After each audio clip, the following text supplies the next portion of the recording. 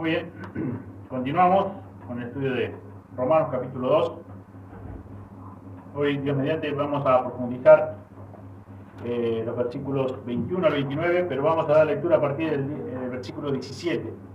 Así que Romanos 2, 17 al 29. Dice la Escritura: he aquí, tú tienes el sobrenombre de judío y te apoyas en la ley y te glorías en Dios y conoces su voluntad, e instruido por la ley apruebas lo mejor y confías en que eres guía de los ciegos, luz de los que están en tinieblas, instructor de los indoctos, maestro de niños, que tienes en la ley la forma de la ciencia y de la verdad. Tú, pues, que enseñas a otro, ¿no te enseñas a ti mismo? Tú que predicas que no se ha de hurtar, ¿hurtas? Tú que dices que no se ha de adulterar, ¿adulteras? Tú que abominas de los ídolos, ¿cometes sacrilegio? Tú que te jactas de la ley, con infracción de la ley deshonras a Dios. Porque como está escrito, el nombre de Dios es blasfemado entre los gentiles por causa de vosotros. Pues en verdad la circuncisión aprovecha si guardas la ley. Pero si eres transgresor de la ley, tu circuncisión viene a ser incircuncisión. Si pues el incircunciso guardare las ordenanzas de la ley, ¿no será tenida su incircuncisión como circuncisión? Y el que físicamente es incircunciso, pero guarda perfectamente la ley, te condenará a ti, y con la letra de la ley y con la circuncisión eres transgresor de la ley. Pues no es judío el que lo es exteriormente, ni es la circuncisión la que se hace exteriormente en la carne, sino que es judío el que lo es en lo interior. Y la circuncisión es la del corazón, en espíritu, no en letra, la alabanza del cual no viene de los hombres, sino de Dios. Amén. Señor, te damos muchas gracias por poder tener este tiempo, Señor, donde podemos abrir tu palabra, hasta hoy con plena libertad, porque no sabemos qué es lo que será dentro de unos días, de un mes, de un año. Sabemos, Señor, que muchos hermanos nuestros, Señor, están peligrando, Señor, su integridad física y su vida, en definitiva, su vida física también. Señor, por abrir tu palabra, por querer predicar tu palabra, por estudiar tu palabra. Señor, oramos por ellos para que tú los fortalezcas, pero también, Señor, oramos por nosotros, porque teniendo esta libertad, Señor, que la aprovechemos para estudiar tu palabra, que aprovechemos para reunirnos como iglesia. Señor, pedimos, Señor, que tu Espíritu Santo nos ilumine una vez más, Señor, para que podamos comprender lo que tu palabra nos enseña. Señor, gracias por tu misericordia, gracias, Señor, por tu paciencia, gracias, Señor, porque eres un Dios que eres tardo para la ira y grande en misericordia, pero también tu palabra dice que no tomas por inocente al culpable. Señor, queremos pedirte a ti, Señor, nuevamente que nos guíes con tu palabra, que, Señor, vamos a estar concentrados a tu palabra.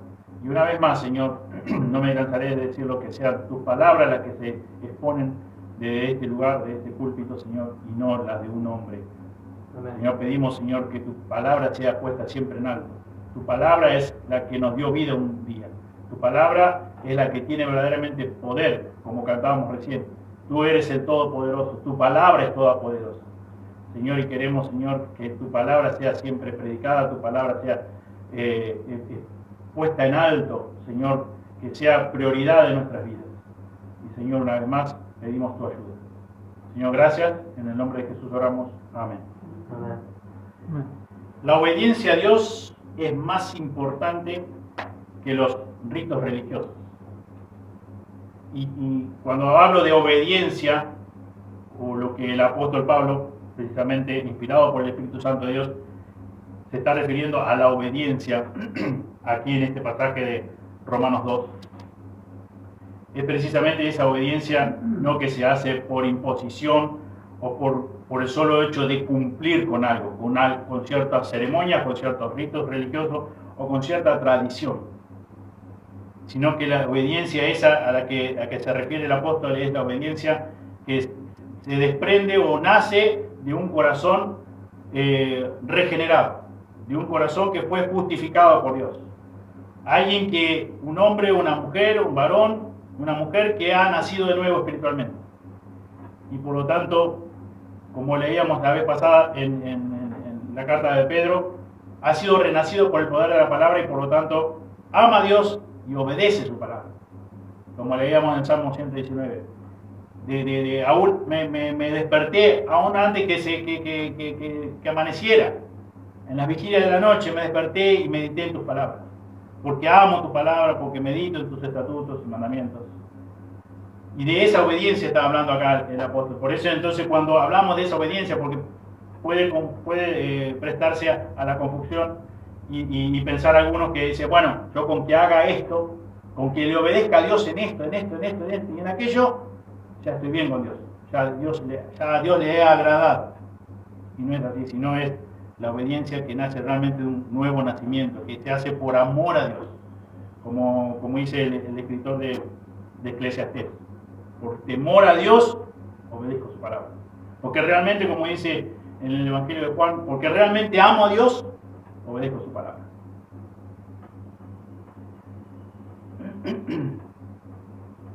En los versículos 21 al 22, Pablo una vez más insiste que su comprensión y su enseñanza, y siempre estamos hablando de este grupo de judíos impíos que se jactaban por conocer, por tener conocimiento de la ley escrita de Dios, y que ellos pensaban, como veíamos la semana pasada en los versículos anteriores, de que tenían todo solucionado en cuanto a su relación con Dios, que ya no iban a pasar por un juicio delante de Dios, que ya habían sido perdonados por tan solamente conocer la palabra de Dios y por tener la palabra de Dios. Pero Pablo una vez más, en los versículos siguientes, insiste en que su comprensión y en el acto de la enseñanza a otros, que por solo hecho de conocer la palabra de Dios y por enseñar, por tener esta capacidad o la oportunidad para hacerlo hacia los demás, ellos no solamente estaban muy lejos de lo que la ley de Dios enseña claramente, sino que ellos mismos no estaban dispuestos a obedecer la ley de Dios. Y ese es el grave problema de este grupo de judíos. Y no siempre enseñaban la verdad de Dios. Porque como ya hemos visto en versículos anteriores, ellos muchas veces lo que enseñaban en la tradición de los hombres, mandamientos de hombres. Pero aún así, cuando ellos enseñaban y se limitaban a enseñar la palabra de Dios, lo hacían con hipocresía. ¿Por qué? Porque dice la Escritura en 2 Corintios 11, 14,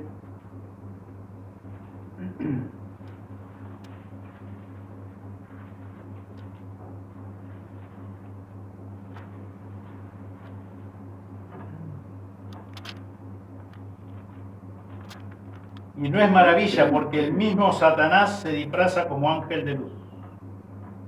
Satanás mismo, dice la Escritura, que se disfraza como ángel de luz. Tiene la apariencia de que está hablando de parte de Dios. Y eso es la idea por el cual escribe esto el apóstol y se dirige a este grupo de personas. Y dice, no piensen ustedes que por enseñar, por conocer la palabra de Dios y por enseñar la palabra de Dios, que lo están haciendo correctamente. Porque ni siquiera ustedes mismos están dispuestos a obedecer lo que están enseñando. Porque aún Satanás se disfraza como ángel de luz. Y es una característica de los falsos maestros. Porque ellos supuestamente enseñan la verdad. Supuestamente. Algunas veces. Pero si aún cuando hacen, enseñan la verdad, lo hacen para sus propios intereses. Lo hacen para su propia conveniencia. Obviamente, como leíamos recién en 2 Corintios 11, 14, lo hacen de una forma perversa, para confundir, para engañar a los demás, para sacar su propia ventaja. Y ante esta realidad de enseñar a otros, Santiago nos dice algo muy importante en su carta, en capítulo 3, versículo 1, porque por naturaleza muchas personas tienen el deseo no solamente de estudiar, sino también de enseñar a otros. Pero hay una realidad a la cual tenemos que tener bien presente, que nos dice acá Santiago, nos advierte, capítulo 3, versículo 1, dice: no os hagáis maestros muchos de vosotros, sabiendo que recibiremos mayor condenación. O sea, por un lado puede estar ser muy interesante conocer la palabra de Dios y también tener el deseo de enseñar a otros. Pero debemos saber de que, como hablábamos recién, la gran responsabilidad que se tiene a la hora de enseñar a otros. Porque un día vamos a tener que dar cuenta. Por eso dice Santiago, inspirado también por el Espíritu Santo: no os hagáis maestros muchos de vosotros, sabiendo que recibiremos mayor condenación.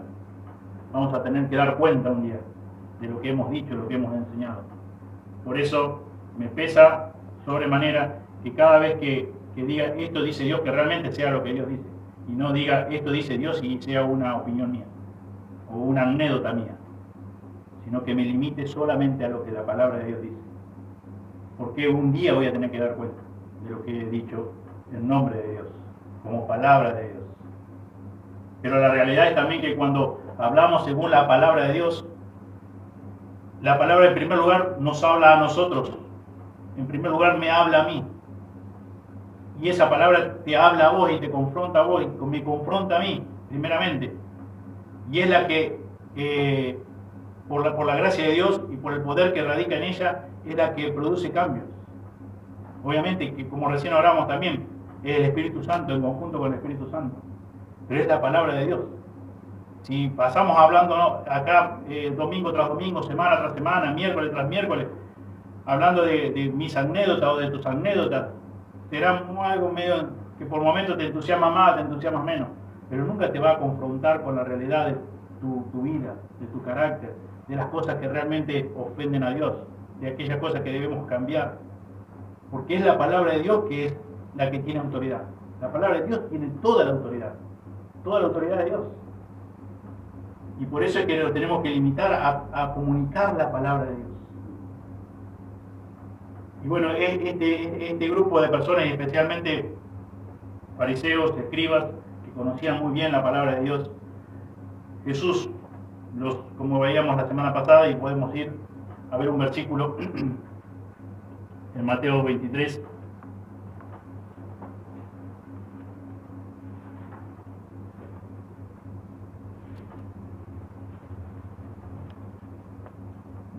Mateo 23, 1 dice: entonces habló Jesús a la gente y a sus discípulos diciendo: en la cátedra de Moisés se sientan los escribas y fariseos. Así que todo lo que os digan que guardéis, guardadlo y hacerlo. Mas no hagáis conforme a sus obras, porque dicen y no hacen. Esto era muy común en este grupo de personas. Jesús dice, en este momento Él no está diciendo, no hagan lo que dicen. Sí, dice, obedezcan lo que está diciendo, porque lo que están diciendo en este momento es verdad. Pónganlo por obra. Pero eso sí, no hagan conforme a lo que como ellos viven. Porque ellos dicho en otras palabras, es muy fácil decir, es muy fácil enseñar, pero no es tan fácil hacerlo, ponerlo por obra. Por eso dice Jesús, porque dicen y no hacen. Por eso acá el apóstol dice que estos judíos estaban muy acostumbrados a enseñar las verdades de la palabra de Dios, pero ellos no estaban dispuestos a obedecer la palabra de Dios. Lo que enseñaban no estaban dispuestos a obedecerlo. Por eso Jesús les dice una y otra vez, hipócritas, sepulcros blanqueados, generación de víboras. Ellos dicen, pero no hacen. Y en el judaísmo antiguo, el hurtar era algo muy común. Alguien que lea, por favor, Isaías 56:11. Isaías 56:11.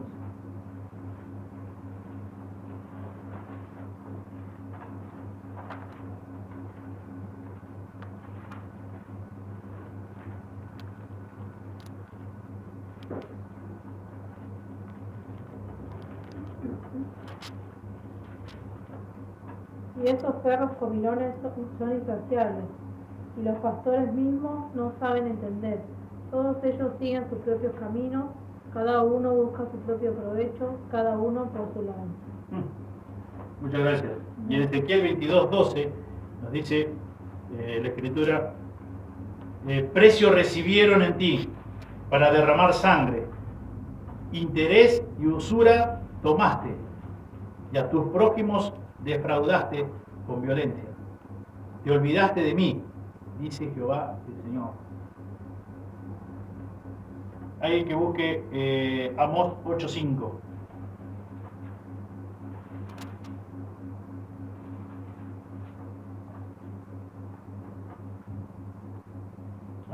Amós 8:5.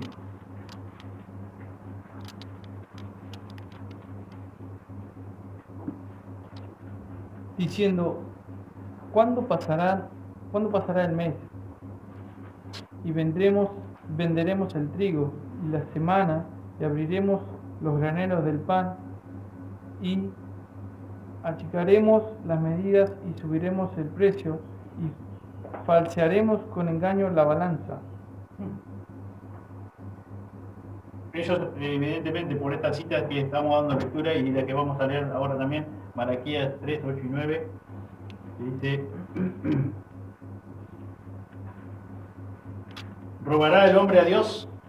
Pues vosotros me habéis robado. Y dijiste, ¿en qué te hemos robado?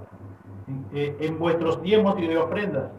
Malditos sois con maldición, porque vosotros, la nación toda, me habéis robado.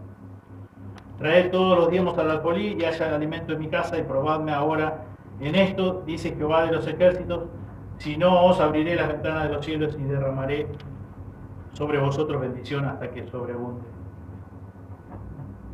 Ellos estaban evidentemente muy acostumbrados a lo que era hurtar, a lo que era robar.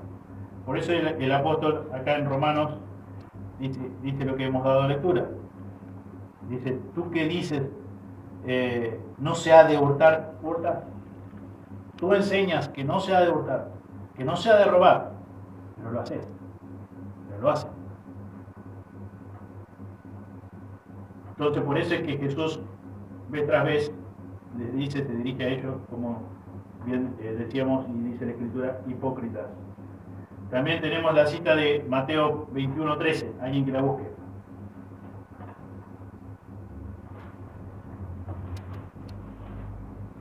También Jesús se refiere a este grupo de personas de esta forma. Mateo 21:13. Escrito está, mi casa de oración será llamada, mas vosotros la habéis hecho cueva de ladrones. Muchas gracias. ¿Cómo se refiere, cómo se dirige a estos cambistas, estos mercaderes que habían hecho de la casa de su padre qué? Cueva de ladrones.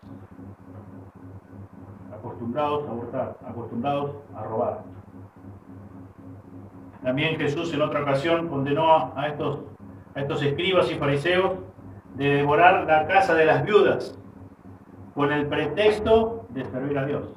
Eso lo pueden encontrar en Mateo 23:14 también. Como ocurría con el hurto, así también pasaba con el adulterio. Ellos practicaban de la misma forma lo que ellos mismos condenaban. Ellos condenaban que no se debía hurtar, pero hurtaban.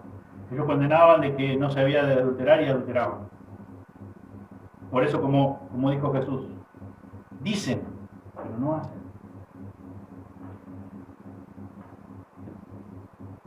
Predicaban y enseñaban a otros, pero no practicaban lo que decía la Escritura. No estaban dispuestos a obedecerle. Vayamos a Mateo 5.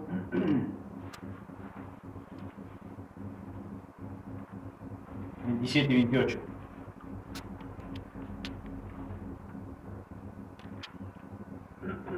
Oíste que fue dicho, no cometerás adulterio. Pero yo os digo que cualquiera que mira a una mujer para codiciarla ya adulteró con ella en su corazón. Y ellos pensaban que solamente con que no se cometiera el acto físico suficiente. Y Jesús dice algo muy importante, versículo 28. pero yo os digo, oíste que fue dicho esto, no cometerás adulterio, pero yo os digo, que cualquiera que mira a una mujer para codiciarla, ya adulteró con ella en su corazón.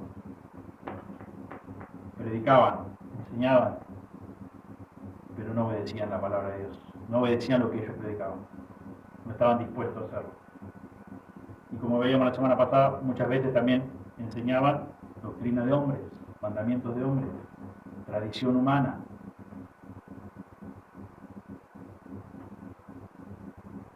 Tú que abominas de los ídolos, ¿cometes sacrilegio?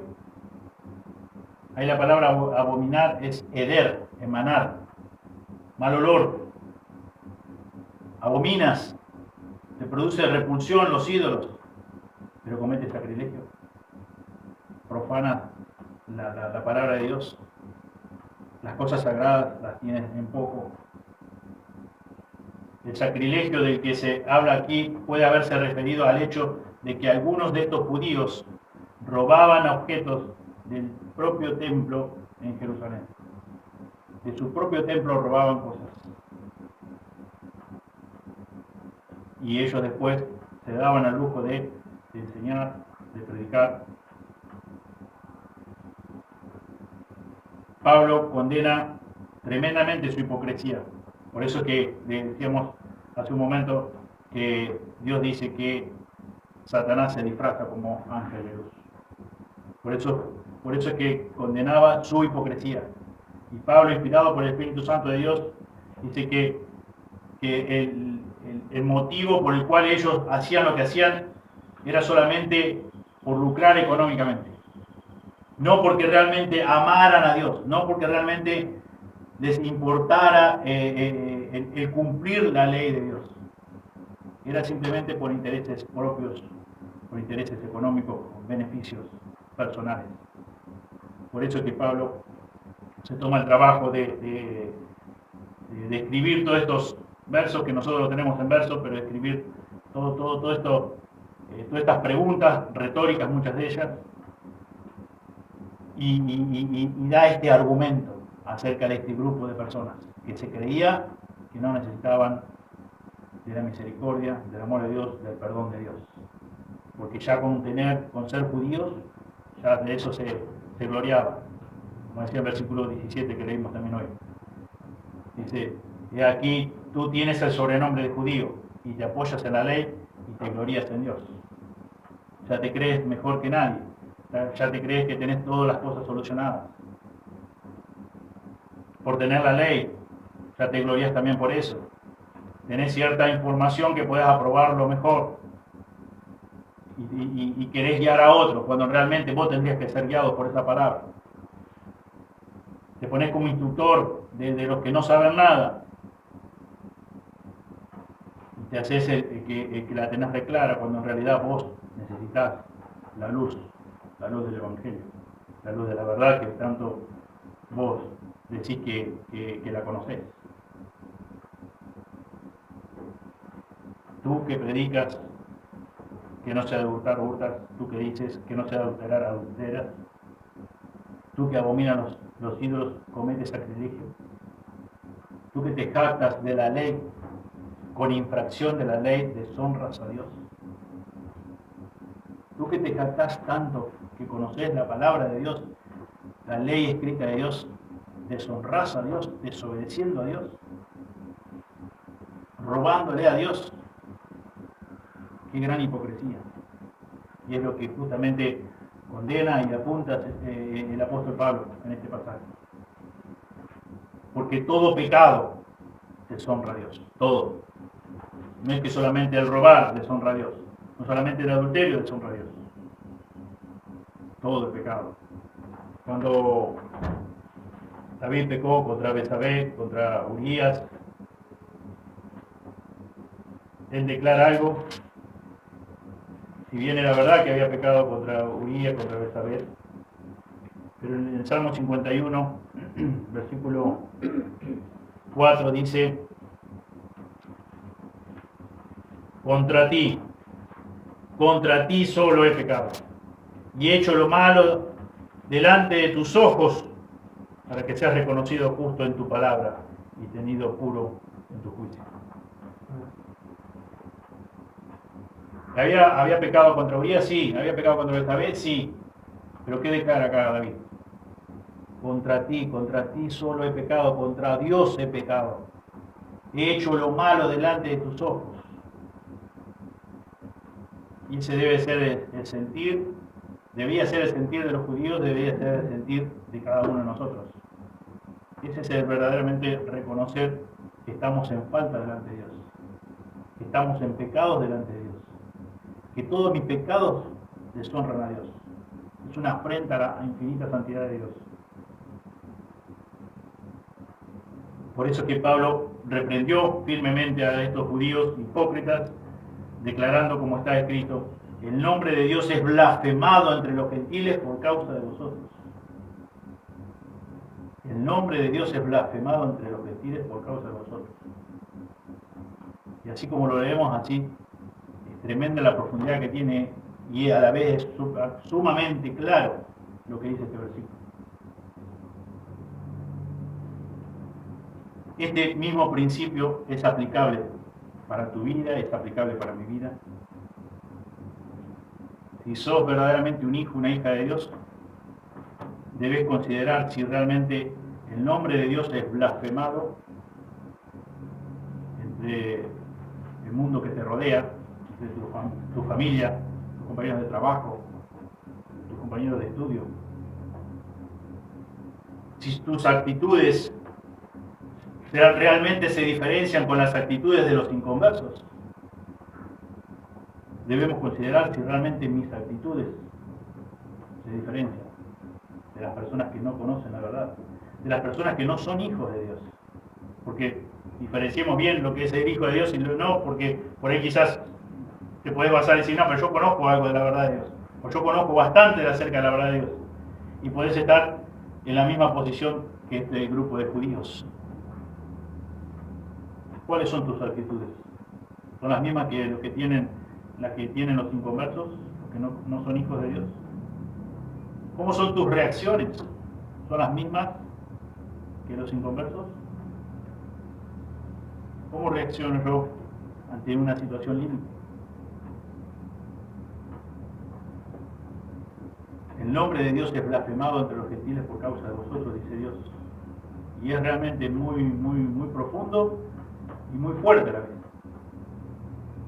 Porque debo de pensar si mi reacción en algún momento, porque Dios quiere probarnos y nos lleva ante situaciones límites para ver cómo reaccionamos, cuáles son nuestras actitudes en diferentes circunstancias de la vida y nuestro diario vivir, porque todos los días vivimos cosas diferentes, porque ayer no fue igual que hoy y mañana tampoco va a ser igual que hoy. Y Dios quiere probar cómo es nuestra relación con Él, si realmente estamos dispuestos a negarnos a nosotros mismos o no. Por eso decía lo que dice la Escritura. Ustedes lo pueden leer en el versículo 24. Porque como está escrito, el nombre de Dios es blasfemado entre los gentiles por causa de vosotros. Y cuando decimos que nosotros queremos hacer todo para la gloria de Dios, y de hecho es nuestro deseo, pero no siempre tenemos en cuenta esta realidad también, porque cuando no glorificamos a Dios, ¿qué estamos haciendo? Estamos blasfemando el nombre de Dios. Y eso yo creo que debe pesar en cada uno de nosotros, si realmente hemos conocido la verdad, si realmente conocemos a Dios y si realmente somos hijos verdaderos de Él, debe pesar esto en nosotros.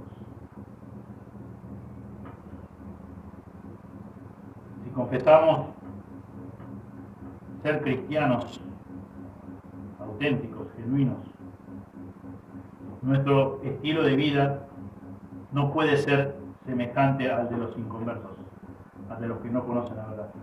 No puede ser igual.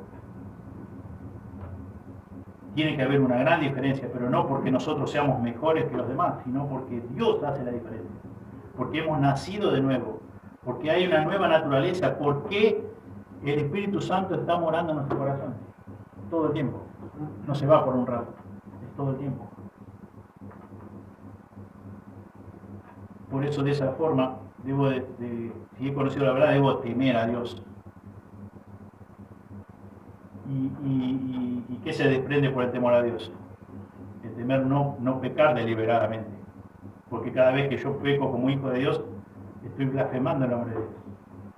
Es lo que estaban haciendo estos judíos. Estaban blasfemando el nombre de Dios. Por eso ahí en versículo 23 dice, tú que te jactas de la ley, tú que conoces la verdad, tú que decís que tenés que sos hijo de Abraham, que tenés la revelación escrita de Dios, que conocés la verdad. Dice, con infracción de la ley deshonras a Dios. No te importa desobedecer la ley de Dios, desobedecer su palabra, no te interesa. Estás deshonrando a Dios. Por eso cita Pablo lo siguiente en versículo 4, como está escrito, el nombre de Dios es blasfemado entre los gentiles por causa de vosotros. Si se fijan ahí en Isaías 52,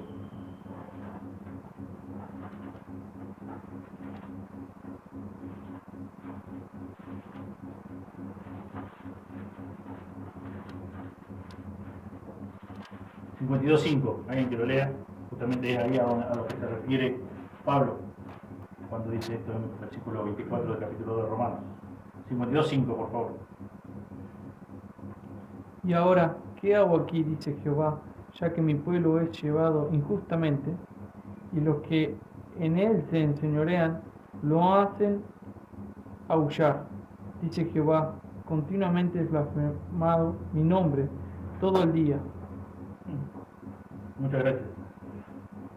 Y continuamente es blasfemado mi nombre todo el día. Por eso dice Pablo acá, como está escrito, el nombre de Dios es blasfemado entre los gentiles por causa de vosotros. Sos un hijo de Dios, sos una hija de Dios. Tu estilo de vida debe manifestar que verdaderamente conoces la verdad, que verdaderamente conoces a Dios, que verdaderamente amás a Dios por sobre todas las cosas, que amás su palabra y por ende obedeces su palabra.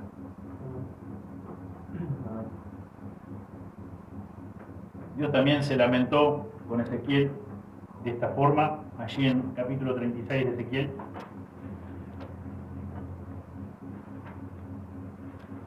Ezequiel 36, versículo 17 al 20. ¿Alguien que lo quiera leer, por favor? Ezequiel 36, del 17 al 20.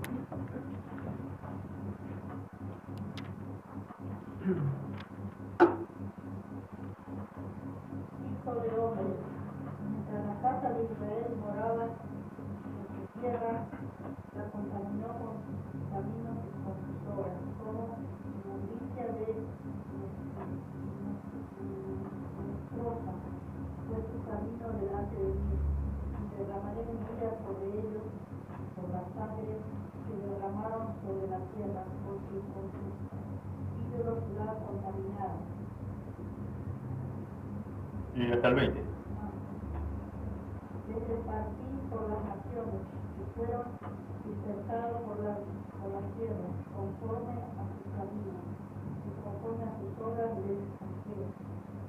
Cuando llegaron a las naciones donde fueron, profanaron mi santo nombre, diciéndose de ellos, estos son pueblos de Jehová y de la tierra de él han salido. Muchas gracias, hasta ahí. Profanaron mi santo nombre, diciéndose de ellos, estos son el pueblo de Jehová. Tuvieron en poco la palabra de Dios, tuvieron en poco la enseñanza, sus estatutos, sus mandamientos. Y de la misma forma, sentir el dolor, el pesar de Dios por su pueblo, que tuvo en poco su nombre, su palabra. Y eso debe ser el pesar que cada uno debemos tener. Si realmente conocemos la verdad, no deberíamos pecar deliberadamente. Pero la realidad que dice la Escritura que, aún siendo sus hijos, pecamos. ¿Qué actitud tenemos cuando lo hacemos? Si realmente tenemos pesar, si realmente vemos el pecado como Dios lo ve, si aborrecemos el pecado como Dios lo aborrece, porque Dios, si bien Dios es un Dios de misericordia, pero también, como estamos estudiando, Dios es un Dios de ira y no tendrá por inocente culpable. Si somos verdaderamente hijos de Dios, debemos temerle y en ese temor a Él debemos obedecerle, para que su nombre no sea blasfemado entre los que no conocen la verdad.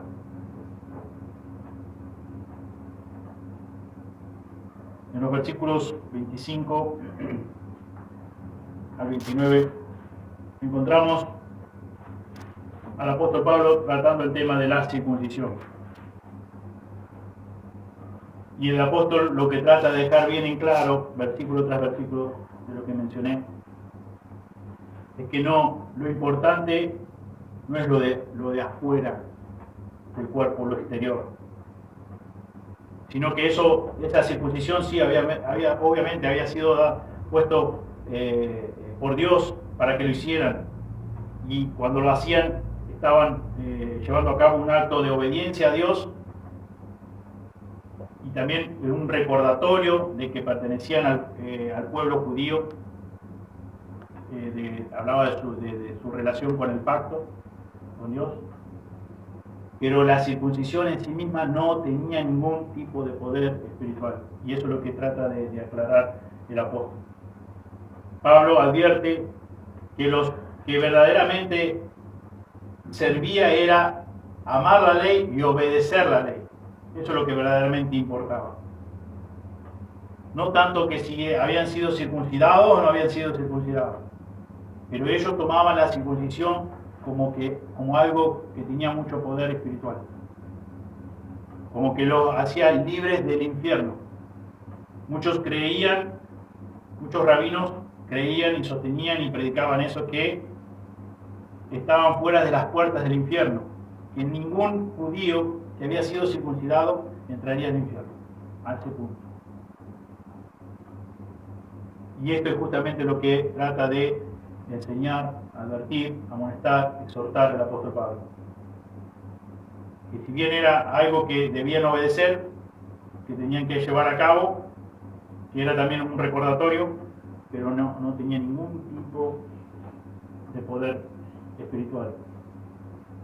Es más, la circuncisión todavía los hacía más responsables, como hemos estudiado últimamente, porque ese ritual daba testimonio del mayor conocimiento que tenían de su propio pecado, mayor conocimiento de Dios, mayor conocimiento de su perfecta voluntad, de la ley escrita.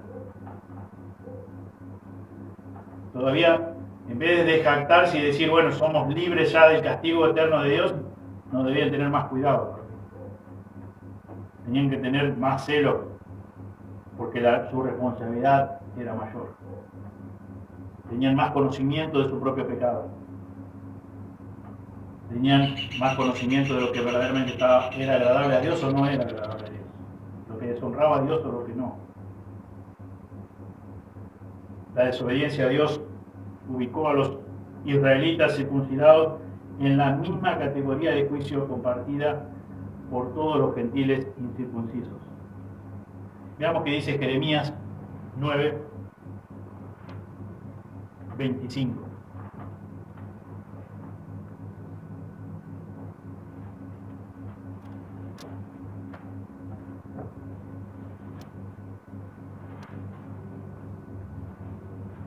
Jeremías 9, 25 al 26 dice: He aquí que vienen días, dice Jehová, en que castigaré a todo circuncidado y a todo incircunciso, a Egipto y a Judá, a Edom y a los hijos de Amón y de Moab, y a todos los arrinconados en el postrer rincón, los que moran en el desierto, porque todas las naciones son incircuncisas, y toda la casa de Israel es incircuncisa de corazón. Esto es lo que dice Dios a través del profeta Jeremías. Entonces, lo que el apóstol Pablo trata de enseñar es justamente eso, que todo lo contrario a lo que ellos estaban convencidos o pensando, de que ellos tenían una posición más elevada en cuanto a Dios, de que ellos no iban a terminar en el infierno eterno, Dios a través del apóstol le dice su desobediencia. Los ubica a la misma altura que todos los gentiles que no están circuncidados. Su circuncisión no le da ninguna ventaja, no los mejora en ninguna categoría del juicio justo de Dios. Porque ustedes conocen, y precisamente porque conocen, tienen mayor responsabilidad, pero con todo ese conocimiento no están dispuestos a obedecer la palabra de Dios, la ley de Dios, como dice la Escritura.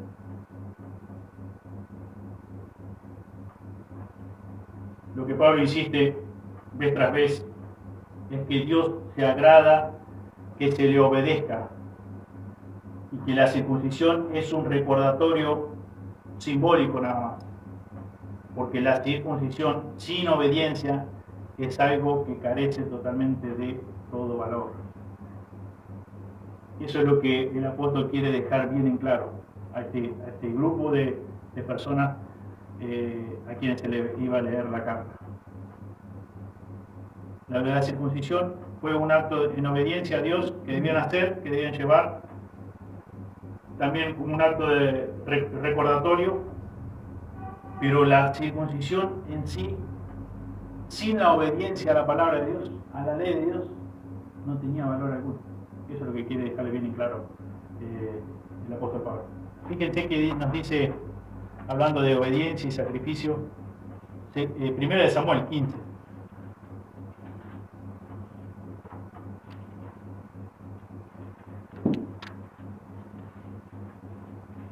(15:22).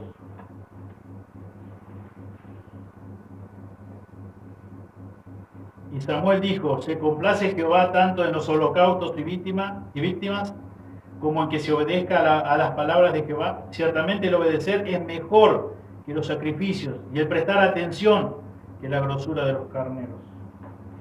Fíjense que dice uno de los primeros versículos del capítulo 15,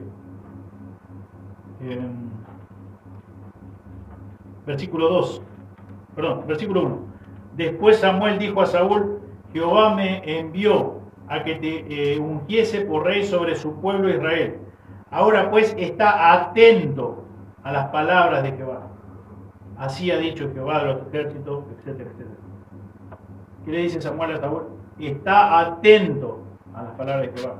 Y acá en versículo 22 leímos que y Samuel dijo: se complace Jehová tanto en los holocaustos y víctimas como que se obedezca a la palabra de Dios. Ciertamente el obedecer es mejor que los sacrificios, y el prestar atención a la palabra de Dios, a toda la palabra de Dios, que la grosura de los carneros. Saúl había hecho, como tristemente muchas veces hacemos nosotros, lo que mejor nos parece, porque Saúl había recibido una orden, y la orden era que debía estar atento a toda la palabra de Dios y debía cumplir toda la palabra de Dios, y él cumplió la palabra de Dios a su manera, un poco de la palabra de Dios y un poco lo que él quiso, un poco lo que sentía su corazón y un poco lo que Dios le mandó a decir con Samuel. Y Dios dice,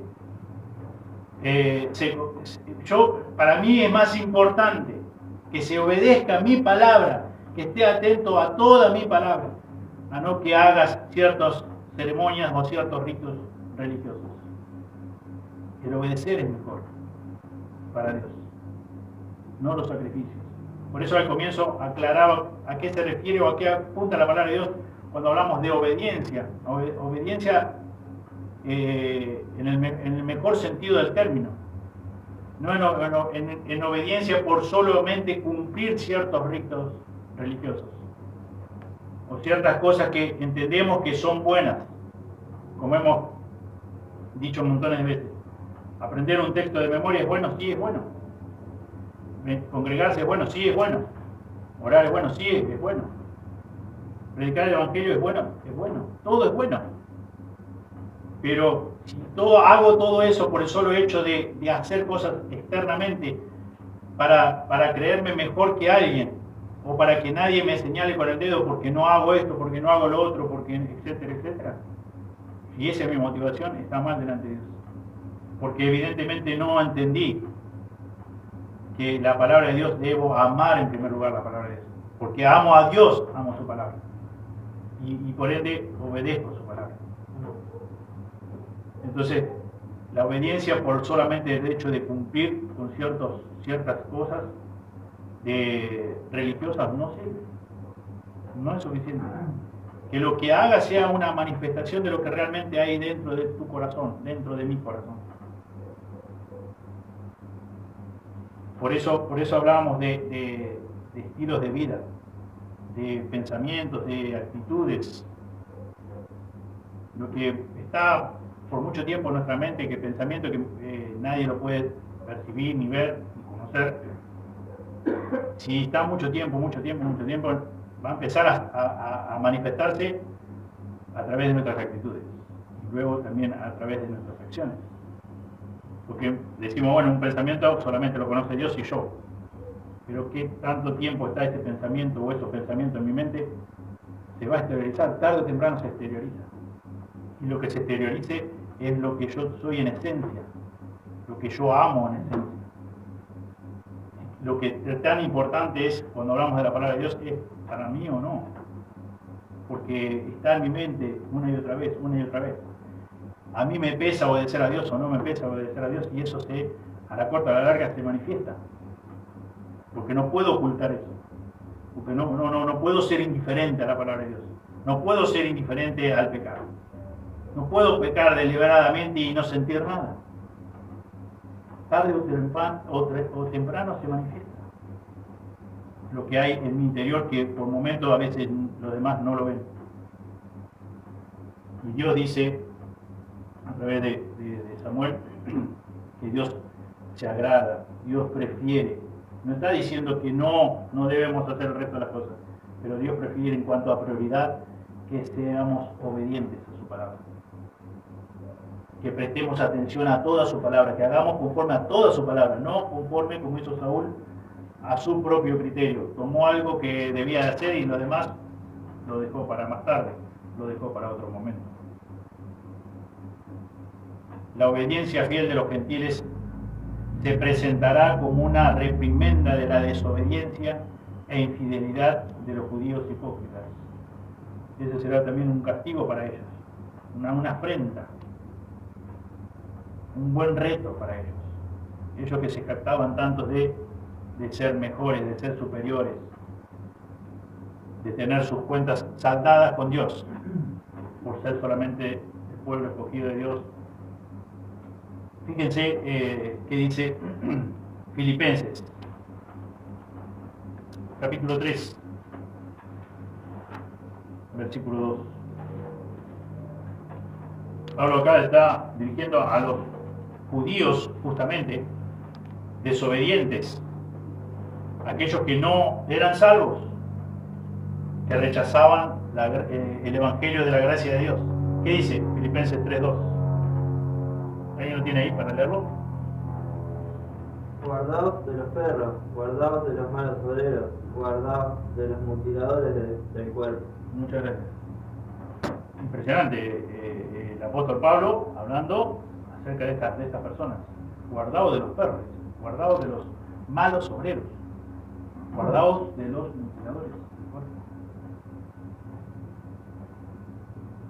El haber sido circuncidado, eso debían entender que no los iba a salvar por el solo hecho de haber sido circuncidados, por el solo hecho de haber sido elegidos por Dios. Ellos debían obedecer lo que enseñaban, la verdad absoluta, la revelación de Dios, la Escritura, toda la Escritura.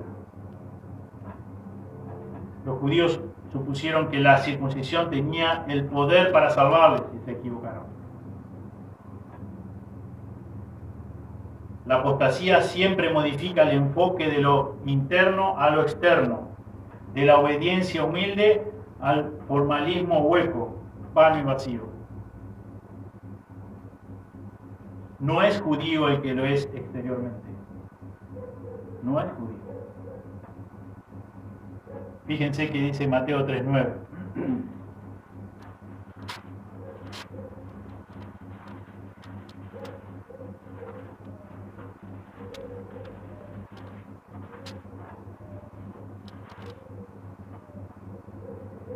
Mateo 3:9 dice, y no penséis decir dentro de vosotros mismos, a Abraham tenemos por padre, porque yo os digo que Dios puede levantar hijos a Abraham aún de estas piedras. Eso es lo que estaba predicando Juan el Bautista. Ellos que alardeaban de qué? De que eran hijos de Abraham. De que Abraham tenían por padre, dice. Y que entonces por eso ya tenían toda la salvación que necesitaban. Y dice Juan el Bautista, dice, si Dios hubiese querido, hubiese levantado descendencia de las piedras mismas. No se crean ustedes mejores que nadie. Es la gracia de Dios. Es el poder de Dios. Y fíjense lo que nos dice también acá el apóstol Pablo en unos capítulos más adelante de Romanos, capítulo 9, versículo 6. No que la palabra de Dios haya fallado, porque no todos los que descienden de Israel son israelitas. No es por herencia. El versículo 7 dice, ni por ser descendientes de Abraham. Son todos hijos. No es por la herencia, como ya hemos estudiado. No es por el conocimiento. No es por la circuncisión. No es por los actos o ritos religiosos que uno es salvo. Es salvo por gracia, es salvo por medio de la fe. Es salvo porque Dios quiso salvar a los creyentes por medio de la predicación del Evangelio. Y dice en Romanos también que la fe viene por el oír y el oír por la palabra de Dios. Pero no por guardar ciertos ritos, por hacer ciertas cosas religiosas. No soy salvo por eso. No soy salvo yo por eso. Nadie es salvo, ni aún el pueblo de Israel es salvo por eso.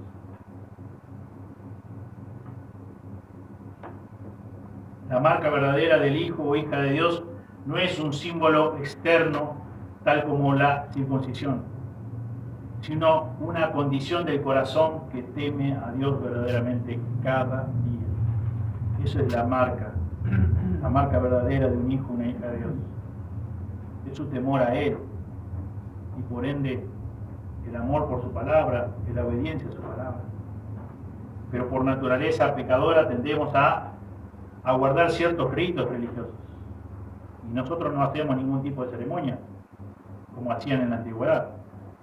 Pero muchas veces dentro de esos ritos religiosos podemos hacer muchas cosas que a los ojos de los demás, o a veces aún a los ojos nuestros, nos da la impresión de que somos hijos de Dios.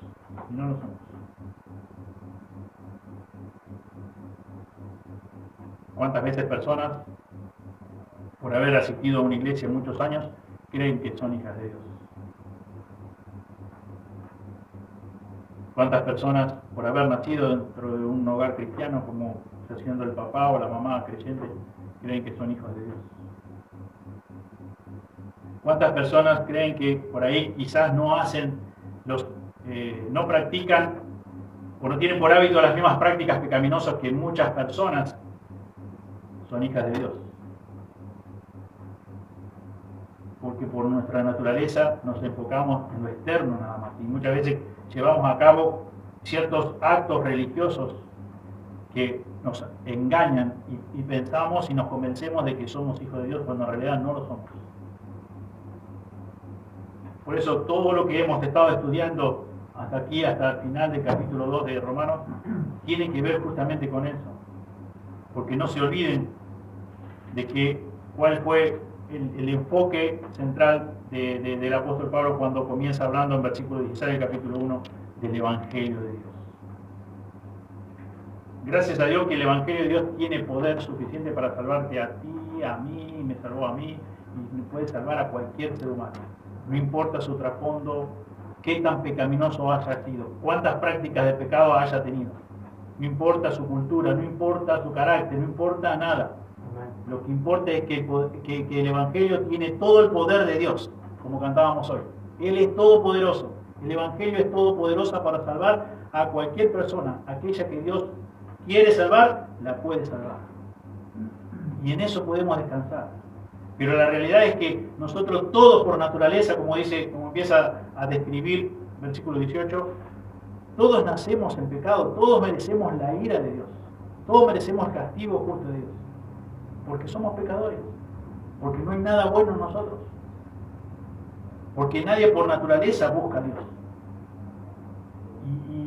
Y por eso es que después de haber mencionado todas esas prácticas religiosas, al final del capítulo 1, comienza el capítulo 2 a hablar de aquellas personas que se creían más justas que el resto, que podían mirar por sobre el hombro a aquellas personas que sí, que tenían una vida súper pecadora, re pecadora, y no se daban cuenta que ellos mismos necesitaban el mismo evangelio, el mismo Salvador, la misma salvación, que no podían tenerla por herencia, no podían tener por conocimiento de la ley, no podían tener porque guardaban ciertos ritos religiosos, no la podían tener porque habían sido circuncidados. Pero esto debe servirnos a cada uno de nosotros para saber la realidad de nuestras vidas y también saber la realidad de las personas a las cuales les presentamos el Evangelio, que están muertas en delitos y pecados. Y que ese es el punto cero, digamos, el punto de partida es ese. Por eso es que el apóstol Pablo comienza de esa manera. Nosotros tenemos un modelo, tenemos pasos a seguir, correctos, que están escritos en su palabra. Porque, como ya hemos mencionado, ¿cuántas veces hemos escuchado que se presenta el Evangelio como el famoso plan maravilloso de Dios para tu vida? Cuando nos olvidamos de comenzar hablando de que la ira de Dios se revela desde el cielo contra toda impiedad y justicia de los hombres, de todas las personas que detienen con injusticia la verdad. Todos tenemos un conocimiento innato de Dios,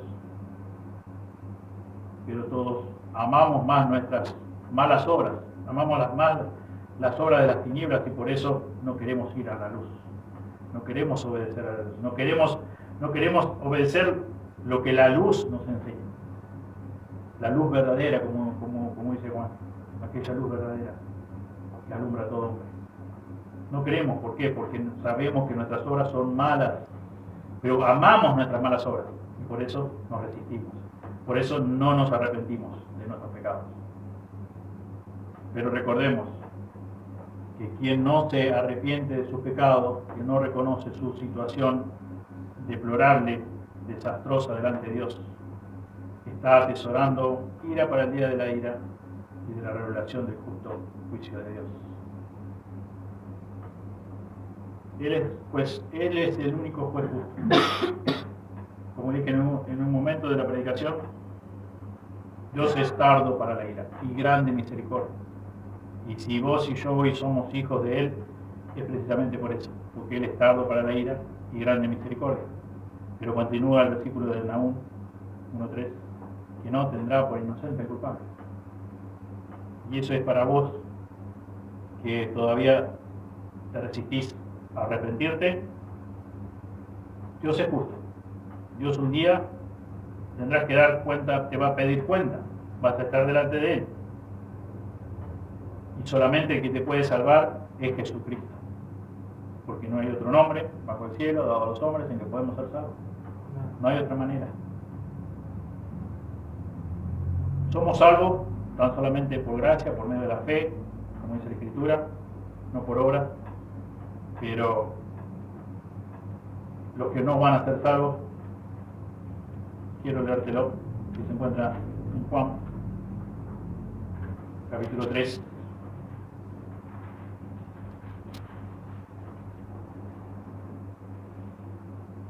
Versículo 18. El que en Él cree no es condenado, pero el que no cree ya ha sido condenado, porque no ha creído en el nombre del unigénito Hijo de Dios. Quien no cree ya ha sido condenado. ¿Y por qué es condenado? Claramente lo dice la Escritura. Porque ha decidido en su corazón no creer en el unigénito, en el nombre del unigénito Hijo de Dios. Es como si dijeras en otras palabras, no me importa el plan maravilloso que Dios haya diseñado para salvar el único medio, la única forma de salvar a las personas. No me interesa. No creo que es suficiente eso. Yo vivo la vida como yo quiero, yo vivo la vida como se me da la gana. No me interesa lo que Dios ha determinado. Pero bueno, queremos cada vez, como dije al comienzo, cada vez que abrimos la palabra de Dios, decir y exponer la palabra de Dios. Es tu decisión. Es si querés arrepentirte, si querés reconocer tu condición, si querés decidir arrepentirte de tus pecados y acudir a Dios, que solamente en Jesús puede ser salvo, que puede ser perdonado, está al alcance de tu mano. Está al alcance de que hoy puedes ser un hijo de Dios, una hija de Dios. Amén. Porque la realidad es que uno piensa en su engaño del pecado, piensa que uno tiene todo resuelto, que uno es el dueño de su propia vida, pero en realidad no es dueño de nada. A veces pensamos y hacemos planes que vamos a hacer tal y tal cosa de un día para el otro. Al otro día amanecemos todos descompuestos, con fiebre, y ya no hicimos nada de lo que supuestamente íbamos a hacer, que íbamos a ir allá, que íbamos a hacer esto, que íbamos a hacer lo otro. No podemos manejar ni siquiera una fiebre en nuestro cuerpo. Cuanto menos vamos a manejar el destino eterno en nuestra alma. Pero el engaño de nuestro corazón es tan grande que no lo vemos.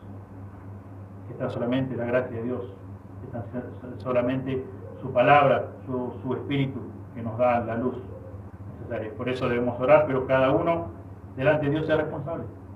Por eso que Romanos 1:20 dice eso. Nadie tiene excusa. Yo no sabía.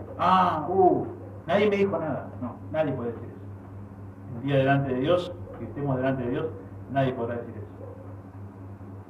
Oremos. Dios bendiga su palabra. Señor, te damos gracias por este tiempo. Gracias por tu palabra por sobremanera. Gracias porque tu palabra es viva, es eficaz, permanece para siempre. Es como espada de dos filos que penetra hasta lo más profundo de nuestro ser. Tiene toda la autoridad tuya para quebrantar nuestros corazones, para marcarnos aquellas cosas que están mal delante de ti, para decirnos que las cosas que tú aborreces, Señor, y queremos pedirte, Señor, que obres en las personas que aún no te conocen. Señor, gracias porque tú eres un Dios clemente, un Dios tardo en airarte, grande en misericordia, pero también, Señor, no queremos abusar de tu misericordia, de tu amor infinito, porque tu palabra también nos declara que tú no tendrás por inocente al culpable. Y delante de ti, Señor, somos todos culpables. Señor, tan solamente lo que tú diseñaste a través de tu único Hijo Jesús es quien nos puede salvar de nuestro merecido castigo en el lago de fuego que nunca se apagará, llamado infierno. Señor, gracias una vez más por esta salvación tan grande que no merecemos ninguno de nosotros. Y Señor, queremos seguir alimentándonos de tu palabra, queremos seguir madurando en el conocimiento tuyo. Y también, Señor, queremos hacer lo que tu palabra nos enseña acá, de exponer tu palabra, el Evangelio, las buenas nuevas de salvación de una forma correcta. Señor, cómo debemos empezar, cuál debe ser nuestro punto de partida. Y temerte a ti por sobre todas las cosas. Y ese temor se verá reflejado en cada una de nuestras vidas cuando te obedecemos con un corazón lleno de amor a ti, motivado, Señor, por glorificarte por sobre todas las cosas, buscar tu gloria, buscar tu honra, Señor, y no nuestra propia gloria, que no es gloria en realidad, tampoco, Señor, por motivos o intereses egoístas. Pedimos, Señor, que bendigas a cada hermano, cada hermana, cada persona que está aquí, como también, Señor, a que no pudo asistir en esta tarde. Oramos en el precioso nombre de Jesús. Amén. Amén. Muy bien.